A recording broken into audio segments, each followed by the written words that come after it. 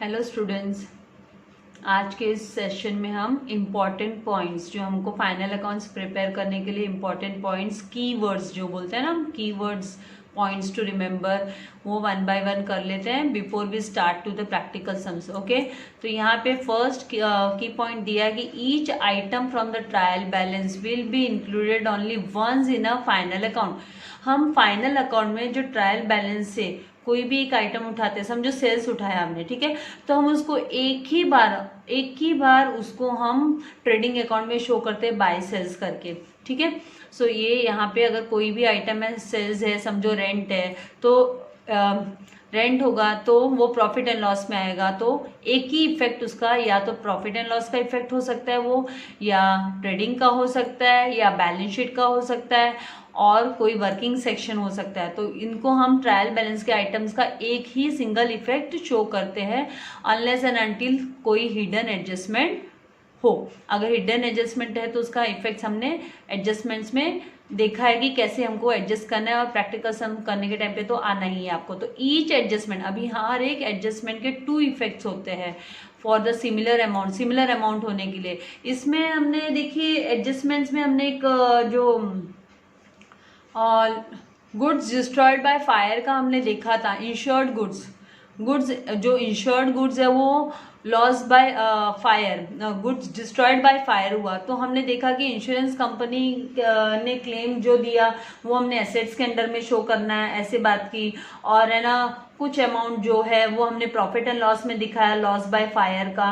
वो क्या होता है कि जैसे एग्जाम्पल भी मैंने आपको दिया था कि सपोज 10,000 के गुड जल गए, तो आपका स्टॉक 10,000 का कम हो गया, तो आपको ट्रेडिंग अकाउंट में तो उसका इफेक्ट 10,000 शो करना है, और दूसरा इफेक्ट आपको प्रॉफिट एंड लॉस अकाउंट में जो अनरिकवर्ड अमाउंट है, जो आपको इंश्योरेंस कंपनी ने जितना अमाउंट का क्लेम नहीं दिया है, वो लॉस करके हम प्रॉफिट एंड लॉस में दिखाने वाले हैं, और बाकी का जो इंश्योरेंस क्लेम कंपनी ने दे दिया वो हम बैलेंस शीट में शो करने वाले। तो इस तरीके से उसके 3 जगह पे आ जाते हैं, लेकिन उसका सिमिलर अमाउंट का, लेकिन अगर आप अमाउंट को देखोगे तो सिमिलर अमाउंट के इफेक्ट होते हैं वो, क्योंकि 10,000 का ट्रेडिंग में दिखाने वाले हो, 2,000 का प्रॉफिट एंड लॉस में दिखाने वाले हो, एंड 8,000 का बैलेंस शीट में दिखाने वाले हो। सम्स सॉल्व करेंगे ना जैसे जैसे वैसे वैसे तो आपको आ ही जाने वाला है। अभी आते हैं नेक्स्ट डेबिट बैलेंसेस होते हैं, जो भी ट्रायल बैलेंस में डेबिट साइड में जो अपेयर होते हैं बैलेंसेस, उसको always debit side of trading account और profit and loss account, profit and loss account की अगर एंट्री है, या फिर है ना ट्रेडिंग की एंट्री है, वो ट्रांजेक्शन ट्रेडिंग वाला है आइटम, तो आप उसको डेबिट साइड के ही ट्रेडिंग अकाउंट में, या अगर प्रॉफिट एंड लॉस का है तो प्रॉफिट एंड लॉस के डेबिट साइड में ही वो अमाउंट दिखाओगे जब डेबिट बैलेंसेस ट्रायल बैलेंस में दिखते हैं। वो मेंशन रहेगा आपको, उसके लिए टेंशन लेने की जरूरत नहीं है। और अगर वो बैलेंस शीट आइटम है, तो बैलेंस शीट आइटम है तो आप सबको पता है कि बैलेंस शीट है ना, ये स्टेटमेंट है, balance sheet is a statement. तो ये स्टेटमेंट में हम है ना लायबिलिटीज को लेफ्ट हैंड साइड में शो करते हैं, और एसेट्स को हम डेबिट साइड में, एसेट्स को हम कहाँ पे शो करते हैं, एसेट्स हम डेबिट साइड में शो करते हैं, एसेट्स को हम कहाँ शो करते हैं, डेबिट साइड में शो करते हैं। इसीलिए जितने भी ट्रायल बैलेंस के डेबिट बैलेंसेस होंगे और वो रिलेटेड टू बैलेंस शीट है, तो हम उसे एसेट्स के अंडर में ही शो करेंगे। तो ये बात का ध्यान देना है आपको। Next, same way credit balances अगर ट्रायल बैलेंस के हैं, अगर ट्रायल बैलेंस का क्रेडिट बैलेंस है, क्रेडिट बैलेंसेस है, तो ये आपका credit side of trading account, नहीं तो प्रॉफिट एंड लॉस अकाउंट। ये चेक करना है हमको कि वो परचेसेस है, या फिर वो रेंट है, या फिर वो वेजेस है, या सैलरीज है, या ऑफिस एक्सपेंसेस है, तो हमको देख के फिर बाद में उसको एडजस्ट करना है उसके अकॉर्डिंगली। अगर ट्रेडिंग की आइटम है तो ट्रेडिंग अकाउंट के क्रेडिट साइड में शो करेंगे। यहाँ पे सॉरी, क्रेडिट के आइटम्स की बात कर रहे हैं हम। तो अगर सेल्स है तो हम बाय सेल्स लिखेंगे ट्रेडिंग साइड में। अगर ट्रायल बैलेंस में आपको दिया है इनकम रिसीव्ड, ओके, तो ये प्रॉफिट एंड लॉस का है, तो आप प्रॉफिट एंड लॉस में बाय इनकम रिसीव्ड करके लिखोगे। तो इस तरीके से आपका ये जो क्रेडिट बैलेंसेस है वो आप ट्रायल बैलेंस से उठा के उसको कहाँ पे शो करोगे, प्रॉफिट एंड लॉस के क्रेडिट में, ट्रेडिंग अकाउंट के प्रॉफिट एंड क्रेडिट साइड में, एंड कैपिटल अकाउंट रिलेटेड है तो कैपिटल अकाउंट के क्रेडिट साइड में उसको शो करोगे बाय लिखते हुए, ठीक है।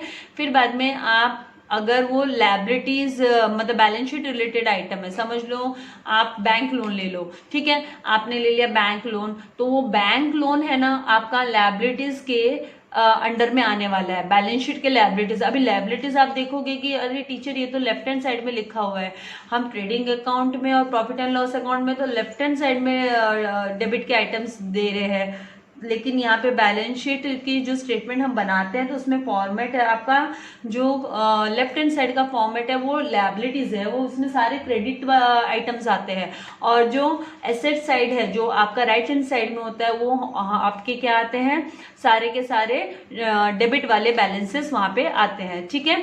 फिर नेक्स्ट आते हैं हम, if salaries and wages are given as separate item, अगर ये सेपरेट आइटम करके दिए हैं आपको सैलरीज एंड वेजेस, तो फिर आप इसको क्या करोगे, वेजेस को आप शो करोगे ट्रेडिंग अकाउंट में, सेपरेटली दिया मतलब आपको अलग से सैलरी 10,000, वेजेस 8,000, तो आप वेजेस को दिखाओगे ट्रेडिंग अकाउंट में शो कर दोगे, वेजेस को ट्रेडिंग अकाउंट में शो कर दोगे। आपको सैलरीज दी है 5,000, तो आप सैलरीज को debit side of profit and loss account में शो कर दोगे। अगर इन केस ये कंबाइंड आ जाता है, if the item is wages and salaries combined आ जाता है आपको, तो वेजेस से स्टार्ट हुआ है, किससे स्टार्ट हुआ है ये वर्ड, वेजेस से, तो वेजेस से स्टार्ट हुआ है तो आप उसको debit side of trading account ही शो करोगे, debit side of trading account ही शो करोगे। फिर से मैं दोहराती हूँ, रिपीट करती हूँ कि जब भी आपका कंबाइन आता है wages and salary word trial balance में, तो आपको चेक करना है कि वो वेजेस से स्टार्ट हुआ है, बिगिनिंग हुआ है। आप रीडिंग आप कहाँ से करते हो, लेफ्ट हैंड साइड से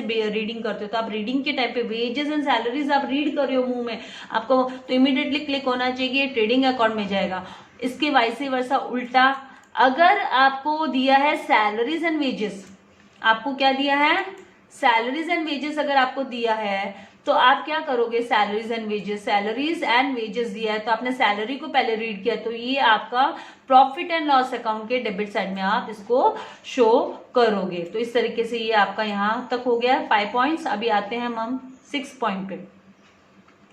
6 पॉइंट हमारा, अगर ट्रायल बैलेंस में, अभी ये भी एक इम्पॉर्टेंट बात है कि आपके ट्रायल बैलेंस में अगर ओनली ट्रेड एक्सपेंसेस वर्ड दिया है, क्या दिया है, ओनली ट्रेड एक्सपेंसेस, खाली ट्रेड एक्सपेंसेस दिया है आपको अगर ट्रायल बैलेंस में, तो ये आप प्रॉफिट एंड लॉस के डेबिट साइड में शो करोगे। बहुत इंपॉर्टेंट है, इस यहाँ पे ध्यान रखने वाली बात है।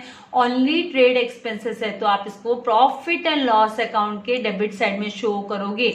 और अगर ट्रायल बैलेंस में, कहाँ पे, ट्रायल बैलेंस में आपको ट्रेड एक्सपेंसेस के साथ में, आपको ट्रेड एक्सपेंसेस के साथ में अगर दूसरे कोई एक्सपेंसेस दिए, जैसे example sundry expenses, office expenses, general expenses, miscellaneous expenses, इनमें से कोई भी एक और एक्सपेंस आपको ट्रेड एक्सपेंसेस के साथ में ट्रायल बैलेंस में दिया है, तो उस केस में आपको ट्रेड एक्सपेंसेस को ट्रेडिंग अकाउंट में डेबिट साइड में शो करना है। ये बहुत इंपॉर्टेंट है। ये आपका सिंगल, ये जो आप दिखाओगे इफेक्ट एंटर करोगे, अगर इसमें आपने गलती कर दी तो आपका पूरा नेट प्रॉफिट, ग्रॉस प्रॉफिट, सब में डिफरेंसेस आ जाने वाला है। आपका प्रॉब्लम प्रॉपर सॉल्व नहीं होने वाला। आपने इनिशियल स्टेज पे ही आपने ग्रॉस प्रॉफिट गलत निकाल लिया, फिर आपका नेट प्रॉफिट भी गलत आ गया, फिर ठीक है। तो आपको ये बहुत ध्यान रखते हुए आपको ध्यान रखना है कि ट्रेड एक्सपेंसेस के साथ में अगर कोई दूसरा एक्सपेंसेस, सन्ड्री एक्सपेंसेस, नहीं तो जनरल एक्सपेंसेस, नहीं तो ऑफिस एक्सपेंसेस, नहीं तो मिसलेनियस एक्सपेंसेस अगर आपको दिया है, तो आप ट्रेड एक्सपेंसेस को ट्रेडिंग अकाउंट में शो करोगे डेबिट साइड के। अदरवाइज ये कहाँ पे जाएगा, ये अगर अकेला, ऑल अलोन, अकेले को ही अगर प्रॉफिट दिखाया है ट्रायल बैलेंस में, तो हम स्ट्रेट अवे इसको प्रॉफिट एंड लॉस में दे देते हैं। तो सिंपल सी चीज है। एक बात याद रखो कि ट्रेड एक्सपेंसेस दिखते ही आपको याद हो जाना चाहिए कि इसके साथ कोई दूसरा एक्सपेंसेस दिया है क्या, दिया है तो ट्रेडिंग अकाउंट में दिखा दो, नहीं दिया है तो प्रॉफिट एंड लॉस में इसको रख दो, ठीक है।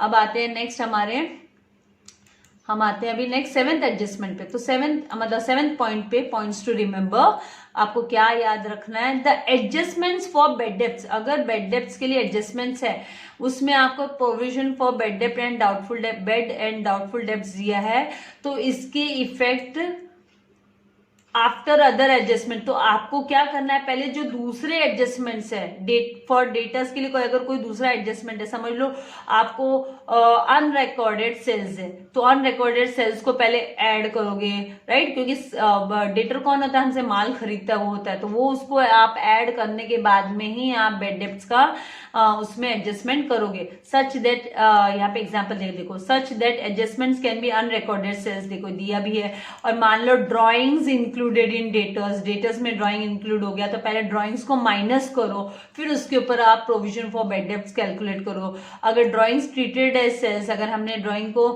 सेल्स जैसे ट्रीट कर लिया है, तो वो आपको डेटर्स में से पहले माइनस करना पड़ेगा, फिर ही हम एडजस्टमेंट्स करेंगे। तो ये जब क्वेश्चंस में आपको आएंगे, प्रैक्टिकल सम्स में आएंगे, तो ये और बहुत अच्छे से आपको समझ में आ जाने वाला है। Nothing to worry about this, it's very very easy. अभी थियरी सुन के टेंस नहीं होना, थियरी पार्ट मुझे कराना जरूरी है, ताकि आपका आगे, मैंने जैसे प्रीवियस लेक्चर्स में भी मैं बोलते आ रही हूँ कि आपके ऑब्जेक्टिव काइंड ऑफ क्वेश्चंस में आपको काफी हेल्प हो जाएगी। आगे आते हैं, reserves for doubtful data should be given. अगर आरडीडी आ गया, reserve for discount on data, reserve for discount on debtors अगर आपका आ जाता है, तो इसका effect after the adjustment of bed depth का एक बार आपने एडजस्टमेंट कर दिया और प्रोविजन फॉर बेड डेप्थ का एडजस्टमेंट कर दिया, उसके बाद जो अमाउंट बच के निकलता है, हाँ, उसके ऊपर आप फिर डिस्काउंट ऑन डेटर्स कैलकुलेट करोगे। ठीक है, तो मतलब आपको इसका मैं फॉर्मेट आपको अच्छे से फॉर्मेट देने वाली हूँ, आप टेंशन नहीं लेना। मैं अभी यहाँ पे तो बोल देती हूँ आपको, विथ एग्जाम्पल मैं आपको अगले सेशंस में दिखाई दूंगी। एक बार पहले टेक्सचुअल्स पूरा कवर अप कर लूँ। अब आते हैं 9th पॉइंट पे। तो 9th पॉइंट में रिजर्व फॉर, ये सेम बात क्रेडिटर्स के लिए होगी। Reserve for discount on creditors का इफेक्ट आप कब शो करोगे, पहले इससे पहले जो भी उसके एडजस्टमेंट्स है कंसर्न विद द क्रेडिटर्स से रिलेटेड कोई भी है, मान लो अनरिकॉर्डेड परचेसेस है, राइट, या फिर कोई रॉन्गली इंक्लूड हो गया है इसमें, तो सब एडजस्टमेंट्स करने के बाद में ही आप है ना क्रेडिटर्स में आप है ना R reserve for discount on creditors calculate करोगे। इसके बाद 10th पॉइंट आपको याद रखने वाला क्या है कि हिडन और सेल्फ एक्सप्लेनेटरी, इसको बोला जाता है सेल्फ एक्सप्लेनेटरी भी बोलते हैं हम लोग, कि खुद से ही एक्सप्लेन हो जाता है ये एडजस्टमेंट एक तरीके से, वो उसको हमको देख के पता चल जाना चाहिए कि ये एडजस्टमेंट है। ओके, हिडन एडजस्टमेंट, तो ये adjustments are given to be given effect even if, तो उसकी इफेक्ट आपको तो भी दिखानी है अगर कोई क्वेश्चन में स्पेशल इंस्ट्रक्शन आपको दी है नहीं दी, उससे कोई मतलब नहीं है। आपको स्ट्रेट अवे इसका देखना है। अगर 10% समझो 10% गवर्नमेंट बॉन्ड है, तो मतलब वो 10% का इंटरेस्ट अगर आपको नहीं उधर दिया है ना एडजस्टमेंट में, नीचे अगर क्वेश्चन में वापस से एडजस्टमेंट जो एडिशनल इन्फॉर्मेशन होती है वहां पे अगर मेंशन नहीं किया, तो भी आपको 10% वो फुल ईयर का निकाल के शो करना ही है, उसका इफेक्ट आपको दिखाना ही है। अभी नेक्स्ट आते हैं, नेक्स्ट हमारा है क्लोजिंग स्टॉक। क्या है next point, closing stock. 11th point में closing stock should be taken at. अब ये भी बहुत ध्यान में रखने वाली बात है, यूजुअली यहाँ पे आके बच्चे सिली मिस्टेक कर ही देते हैं। आपको याद रखना है कि आपको क्लोजिंग स्टॉक कौन सा अमाउंट लेना है। क्लोजिंग स्टॉक का आपको कॉस्ट और मार्केट प्राइस, अगर आपको कॉस्ट प्राइस भी दिया है क्वेश्चन में, समझ लो मार्केट प्राइस भी दिया है। एग्जाम्पल के तौर पे ले लेते हो, आपको कॉस्ट प्राइस दिया है 10,000, ठीक है, और आपको मार्केट प्राइस दिया है यहाँ पे 8,000, ठीक है, तो आपका कॉस्ट प्राइस 10,000 है, उसकी एक्चुअल कॉस्ट 10,000 और मार्केट प्राइस उसका 8,000 है। तो आपको चेक करना है इनमें से कौन सा कम है, वो वाला अमाउंट आप क्लोजिंग स्टॉक मेंशन करोगे। मतलब बाजार में उसकी वैल्यू कम है, तो आप है ना मार्केट वाली वैल्यू ले लो। हमेशा ऐसा मार्केट वाली नहीं, कभी बड़े भी अमाउंट होती है तो भी हम जो कम होता है, मैं अगर वैसे वर्षा बोलूं, मान लो 8,000 का कॉस्ट है लेकिन मार्केट वैल्यू उसकी 10,000 है, तो भी आप 8,000 ही लोगे। तो जब क्लोजिंग, एक बात याद रखो, क्लोजिंग स्टॉक का अमाउंट जैसे ही आपके सामने आया और वहां पे दो अमाउंट आपको दिए रहेंगे, तो आपको क्या करना है, उन दोनों में से जो छोटा वाला अमाउंट है वो उठा के आपको क्लोजिंग स्टॉक करके एंटर करना है। तो इस तरीके से आपको ये क्लोजिंग स्टॉक आपको विच एवर इज लेस, मतलब स्ट्रेट अवे छोटा वाला अमाउंट ही आपको लेना है क्लोजिंग स्टॉक करके। तो यहां तक आपका 11 पॉइंट हो गया, पॉइंट्स टू रिमेंबर के। नेक्स्ट है, इफ मैनेजर और a partner is allowed commission at a certain percentage on net profit. अगर नेट प्रॉफिट पे, अगर मान लो, यूजुअली नेट प्रॉफिट पे नहीं रहता है, यूजुअली ग्रॉस प्रॉफिट पे देते हैं, नहीं तो सेल्स पे देते हैं, लेकिन अगर नेट प्रॉफिट पे भी दे दिया आपको, तो आपको कैसे कैलकुलेट करना उसको, सच commission should be calculated in the following manner. मैंने वैसे भी मैनर आपको करते वक्त बताया ही था, जो पार्टनर्स कैपिटल वाले मैंने मेथड बताए थे आपको, कि कैपिटल कौन से मेथड फॉलो करोगे आप, फ्लक्चुएटिंग कैपिटल मेथड फॉलो करो या फिक्स कैपिटल। तो उसमें मैंने कमीशन को कैलकुलेट करना इसी तरीके से आपको इजी वे में बताया था कि अगर आपको नेट प्रॉफिट पे चार्ज करने के लिए बोला है कमीशन, तो आपको क्या करना है, कमीशन अमाउंट कैसे आएगा, commission amount will be equal to rate of commission multiply by net profit upon 100। तो ये ऑटोमेटिकली, ये फॉर्मूलाज नहीं चाहिए होते हैं, लेकिन आपको नॉलेज होना चाहिए, राइट। इसके लिए यहाँ पे ये मेथड कि आप मैथमेटिकल अगर आप करते हो तो ये किस तरीके से होता है, तो इस तरीके से इसका फॉर्मूला प्रिपेयर्ड होता है। अगर है ना, if it is on net profit after charging such commission, अगर आपका ऐसे आ गया कि ये है ना नेट प्रॉफिट पे है क्या, कमीशन पार्टनर का, मैनेजर का या पार्टनर का, after charging such commission, after charging such commission आया, तो आपको commission amount is equals to rate of commission multiply by net profit, okay, divided by 100 plus rate of commission फिर से आपको ऐड करना है। मान लो आपका रेट ऑफ कमीशन 10% है, तो 110 लेना है आपको। ऐसे जब ये वर्ड आता है ना आफ्टर चार्जिंग सच कमीशन, तो आपको rate of commission multiply by net profit upon 110 लेना है। तो ये यहाँ पे थोड़ी सी ध्यान रखने वाली चीज है, जो स्टेटमेंट के ऊपर डिपेंड करता है। अगर ये वर्ड आ गया आफ्टर चार्जिंग सच कमीशन, तो आपको ध्यान में रखना है जितने भी रेट ऑफ कमीशन है वो आपको 100 के साथ प्लस कर लेनी है, और फिर आपको रेट ऑफ कमीशन मतलब प्रॉफिट पे निकालना है, नेट प्रॉफिट पे निकालना है। अभी नेक्स्ट आते हैं हम, नेक्स्ट पॉइंट्स टू रिमेंबर है आपका, when the date of drawings are not given. अगर आपको ड्रॉइंग्स की रेट नहीं दी है, नॉट गिवन, तो आप क्या करोगे, interest on drawing should be calculated on average basis. तो आप क्या करोगे, डेट नहीं दी है आपको ड्राइंग्स की, ड्राइंग का रेट ऑफ इंटरेस्ट दिया है, रेट कितना लगेगा, लेकिन उसकी तारीख नहीं दी है आपको, ये कौन से तारीख को विड्रॉवल हुआ, पर्सनल विड्रॉवल हुआ। तो उस केस में पहले भी हम कह चुके हैं कि आपको कैलकुलेट करना है किस पे, ऑन एवरेज बेसिस। आपको इसको एवरेज बेसिस पे कैलकुलेट करना है फॉर 6 मंथ, 6 मंथ के लिए आपको इसको एवरेज बेसिस पे कैलकुलेट करना है। तो इसके लिए होता है drawings multiply by rate upon 100 multiply by 6 upon 12। तो इस तरीके से ये आपका फॉर्मूला होता है इंटरेस्ट ऑन ड्रॉइंग्स कैलकुलेट करने के लिए, ठीक है। फिर उसके बाद आते हैं 14, हमारा पॉइंट्स टू रिमेंबर है, जहां पे दिया है कि इफ अ पार्टनर इंट्रोड्यूसेस, अगर पार्टनर इंट्रोड्यूस कर रहा है capital in the middle of the accounting year, बीच में वो कभी भी कैपिटल लेके आ रहा है middle of the year, then interest on capital should be calculated on proportionate time period only. तो उतने समय के लिए उसके ऊपर जो नया कैपिटल उसने लाया है, इंट्रोड्यूस किया है, हाँ, तो उतने ही अमाउंट पे पहले उतना जो इंटरेस्ट ऑन कैपिटल वो कैलकुलेट हो गया, प्लस उसका जो बिगिनिंग का है उसका फुल ईयर का। So this complication is not expected on, ठीक है। ये 12th में आपके वैसे not expected at 12th standard level, यहाँ पे आपके 12th स्टैंडर्ड के लेवल पे वो प्रोपोर्शनेट टाइम पीरियड ओनली, वो ये वाला प्रोपोर्शनेट टाइम पीरियड वाला आपके पास नहीं है, लेकिन अगर मिडल ऑफ द ईयर आया है तो आपको 6 मंथ्स का ऐसे हम लोग निकाल लेते हैं। अभी नेक्स्ट सेशन में, अभी नेक्स्ट हम पार्ट कवर अप कर लेते हैं। यहाँ पे दिया है treatment of some important, treatment of some important items appearing in trial balance only. कुछ है ना आइटम्स है जो खाली ट्रायल बैलेंस में ही आपको दिखाई देती है, तो उसका ट्रीटमेंट आप कैसे करते हो, ट्रायल बैलेंस में होती है, उसका ट्रीटमेंट कैसे करते हो। तो जैसे आपको आउटस्टैंडिंग एनी आउटस्टैंडिंग एक्सपेंसेस आपको खाली ट्रायल बैलेंस में दिया, कहाँ पे दिया, ट्रायल बैलेंस में, तो इसका एक ही इफेक्ट दिखाओगे आप, liability side of balance sheet में इसको शो कर दोगे स्ट्रेट अवे। अगर आउटस्टैंडिंग एक्सपेंसेस ट्रायल बैलेंस में दिया है, हिडन एडजस्टमेंट की बात नहीं कर रही हूं मैं, हिडन एडजस्टमेंट है तो उसमें तो 2 इफेक्ट दिखाते हैं हम, लेकिन यहाँ पे खाली ऐसे वर्ड करके आ गया आउटस्टैंडिंग एक्सपेंसेस, तो आप इसको उठा के लायबिलिटी के बैलेंस शीट में शो कर दो। अगर आपको आ गया प्रीपेड एक्सपेंसेस, ट्रायल बैलेंस में वर्ड आया प्रीपेड एक्सपेंसेस, तो आप उसको asset side of the balance sheet को, बैलेंस शीट के एसेट साइड में इसको शो कर दोगे। अगर आपको आया आउटस्टैंडिंग इनकम, तो इनकम है इसलिए बैलेंस शीट के एसेट साइड में इसको शो कर दोगे।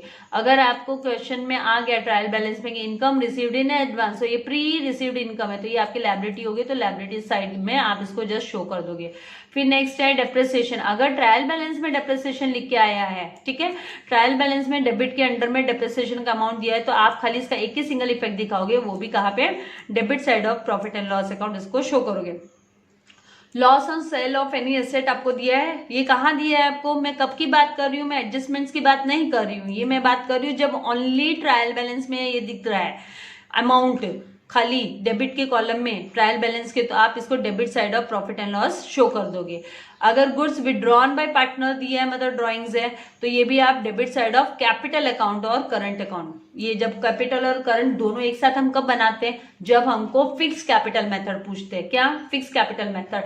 अदरवाइज अगर क्वेश्चन आपका साइलेंट है, कुछ नहीं बोला है कि फिक्स लो की फ्लक्चुएटिंग लो, तो आपको फ्लक्चुएटिंग कैपिटल मेथड ही लेना है। पहले भी बोल चुकी हूँ, अभी भी बोल रही हूँ, बार बार रिपीट कर रही हूँ ताकि आपके माइंड में ब्लॉक हो जाए, लॉक हो जाए, ठीक है। इसके बाद आते हैं general reserve and reserve fund पे। कहाँ पे, जनरल रिजर्व और रिजर्व फंड अगर आपको ट्रायल बैलेंस में दिया है, तो इसका सिंगल इफेक्ट आप दिखाओगे liability side of balance sheet में। बुक काफी अच्छी प्रिंट हुई है, छोटे छोटे एरर है, शायद प्रिंट होके वो सही आ जाए, मुझे नहीं पता, पीडीएफ में गलती है। Now deposit for public, deposit for public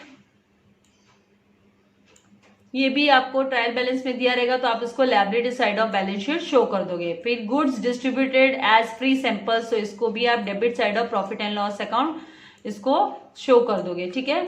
free sample advertisement हो गया ना। नाउ अगर 11th पॉइंट आपका सस्पेंस अकाउंट अगर आपको कोई दिया है, तो it is on debit side. अगर डेबिट साइड में दिया है सस्पेंस अकाउंट, तो आप उसका फिगर शो करोगे एसेट साइड में। और अगर क्रेडिट साइड में कोई सस्पेंस अकाउंट आपको दिया है credit side of the trial balance, तो इसको आप शो करोगे लायबिलिटी साइड में, ठीक है।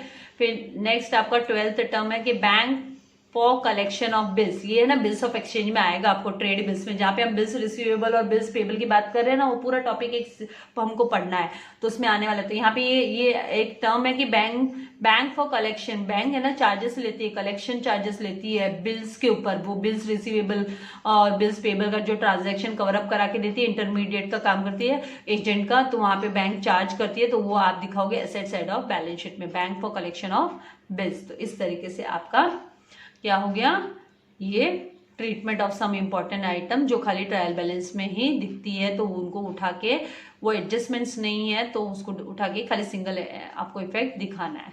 अभी स्टेप्स फॉर सॉल्विंग प्रॉब्लम, कौन से स्टेप्स हम लोग फॉलो करेंगे जब हम सम सॉल्व करना स्टार्ट करेंगे। तो सबसे पहले हमको नेसेसरी है कि प्रिपेयर अ नेसेसरी अकाउंट, जितने भी अकाउंट्स आपको जरूरी है, जैसे कैपिटल अकाउंट है या करंट अकाउंट है, ट्रेडिंग अकाउंट, और इंक्लूडिंग वर्किंग नोट। देखिए वर्किंग नोट पे यहाँ पे स्ट्रेस दिया गया है कि आपको वर्किंग नोट भी शो करने हैं। जैसे मैंने आपको fluctuating capital method and fix capital method कराने के टाइम पे एक वर्किंग नोट करके दिखाया था, आपको भी वर्किंग नोट करना है, ठीक है। फिर सेकेंड पॉइंट बोला कि place some mark on trial balance items for external as well as internal adjustment. आप मार्किंग मतलब आप जब भी सॉल्व कर रहे हो तो उस टाइम पे मार्किंग कर लो कि हाँ आपके ट्रायल बैलेंस के आइटम है, कि ये आपका इंटरनल कॉलम में लेने एडजस्टमेंट में लेने वाले हो कि एक्सटर्नल डायरेक्ट आप बाहर डालने वाले हो। तो ये तो आप सम सॉल्व करोगे तो उस हिसाब से हम करेंगे। तो जस्ट सॉल्व करने के टाइम पे आपको स्टेप्स कौन से फॉलो करने हैं, ध्यान में रखने हैं वो। फिर go through trial balance items and give only accounting effect sequentially, मतलब सीक्वेंस में आपको जाना है। आप ट्रायल बैलेंस के आइटम्स के सीक्वेंस में जाने का मतलब यहाँ पे क्या आया पता है, जब आप ट्रेडिंग अकाउंट बनाते हो, ठीक है, आप सीक्वेंस में जा रहे हो ट्रायल बैलेंस में, मतलब ट्रायल बैलेंस में टॉप में सैलरी दिया है, ठीक है, सैलरी दिया है, फिर बाद में उसमें आ गया परचेसेस, फिर नेक्स्ट आइटम समझो आपको आ गई फर्नीचर। तो आप क्या करो, ट्रायल बैलेंस को तो ऑर्डर में ही जाओ, आप अपना फॉर्मेट में सिखाऊंगी, फॉर्मेट आप तैयार रखोगे और फिर एक एक एंट्री आप शो करते जाओगे, एक एक एंट्री आप है ना वो पर्टिकुलर लेजर अकाउंट में ट्रेडिंग अकाउंट बनाया, ट्रेडिंग अकाउंट में शो करोगे, प्रॉफिट एंड लॉस के आइटम है तो तुरंत प्रॉफिट एंड लॉस में उसको ट्रांसफर कर दोगे। तो इस तरीके से सीक्वेंस में आपको जाना है। मैं इसका मेथड भी बताऊंगी कि आप क्या करोगे, कैसे करोगे, ठीक है। फिर गो थ्रू एडजस्टमेंट्स रीड करो, गिवन टू अकाउंटिंग इफेक्ट्स, ये सब तो स्टेप्स हम मैं एक बार यहाँ से रीड कर रही हूँ, पर हम प्रैक्टिकली करेंगे तो मैं आपको सब अच्छे से बताऊंगी। क्लोज लेजर अकाउंट क्लोज करना है। इन द वर्किंग नोट्स में भी अगर वर्किंग नोट बने तो वहां पे भी हमको लेजर अकाउंट्स को क्लोज करना है, एक्सेप्ट कैपिटल को छोड़ के। कैपिटल का तो हम ऐसे दिखा सकते हैं। नाउ फाइंड ग्रॉस प्रॉफिट निकालना है, फिर हमको नेट प्रॉफिट निकालना है। ग्रॉस प्रॉफिट के बाद में नेक्स्ट स्टेप क्या होता है, नेट प्रॉफिट निकालना, वो प्रॉफिट एंड लॉस में, फिर उसको हम ट्रांसफर करते हैं इंडिविजुअल कैपिटल अकाउंट्स में। तो इस तरीके से ये होने के बाद में लास्ट में हम है ना क्लोजिंग बैलेंसेस कैपिटल के ट्रांसफर करते हैं, और फिर हमारे बैलेंस शीट हम क्या करते हैं, लास्ट में एट द एंड हम टैली करते हैं। बैलेंस शीट टैली करना, टैली मतलब आप जब सारे अकाउंट्स क्लोज करते करते नेट प्रॉफिट को कैपिटल में ट्रांसफर करने के बाद में, इंडिविजुअल पार्टनर को प्रॉफिट डिस्ट्रीब्यूट करने के बाद में, आप उसको जब बैलेंस शीट में एंटर करते हो, उसके बाद में जब आप बैलेंस शीट का एसेट साइड का टोटल करोगे, अमाउंट का टोटल, तो वो इक्वल आना चाहिए। आपके लायबिलिटी साइड का भी फिर वो सेम आना चाहिए। मतलब अगर वहां पे कुछ डिफरेंसेस आ रहा है तो मतलब आपने कहाँ ना कहाँ कुछ मिस आउट किया है, कुछ गड़बड़ किया है। सम करेंगे तो आपको पता चल ही जाने वाला है। अभी हमारे कल के सेशन में हम इलस्ट्रेशन 1 से स्टार्ट करेंगे। क्वेश्चन में आपको दिखाने के बाद में मैं सॉल्यूशन आपको बताऊंगी। ये इलस्ट्रेशन मैं सोच रही हूँ कि हम है ना ऐसे ही कर लेते हैं, बाद में प्रैक्टिकल सम्स को मैं पूरा सॉल्व कर करके शो करूंगी। Thank you very much for watching my video my dear students. God bless you all. Subscribe नहीं किया है तो सब्सक्राइब कीजिए, ज़्यादा से ज़्यादा लोगों को फॉरवर्ड कीजिए, सब्सक्राइब करने बोलिए, बेल आइकॉन बटन पे प्रेस कीजिए ताकि मेरे लेटेस्ट वीडियो के नोटिफिकेशन आपको मिलते रहे। Thank you very much.